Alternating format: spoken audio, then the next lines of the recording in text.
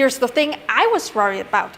Fat tires are great for going over anything that's not flat road. Snow, sand, hills, grass, mud trails, it turns those into what feels like flat road. You can go pretty much anywhere. Flat road, on the other hand, tends to turn into sticky goo with fat tires. That's a lot more rolling resistance. Fat tires run at a lower pressure, so they're just going to be less efficient there.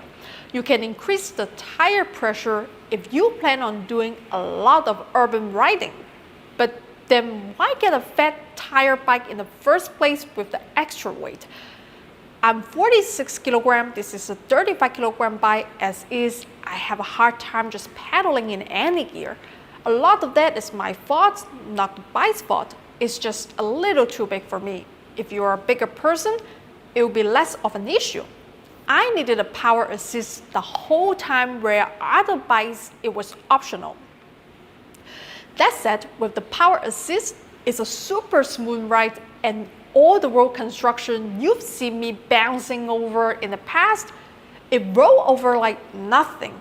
I ended up just leaving it in one of the middle gears and doing hills with the throttle. My concern is people will see the big tires and get it for style reasons because it looks more like a moped or motorcycle which have higher pressure tires suitable for flat roads. This is an off-road recreational bike and it's ideal when you need to spend at least some of your time doing that. If you are not going to be doing any off-roading and don't need a dual-purpose bike, I would not get this bike. Get a regular road e-bike. But snow, grass, dirt roads, yes, it does what it's supposed to and will handle that very well. Next thing, the battery is removable, which is good because unless you're the hawk, you don't want to carry this up any stairs. The display is fantastic, best I've seen so far, large and easy to read. The gear shifter and the rest are standard and easy to use. The build quality is excellent. Again, so long as you're okay with the size and the weight.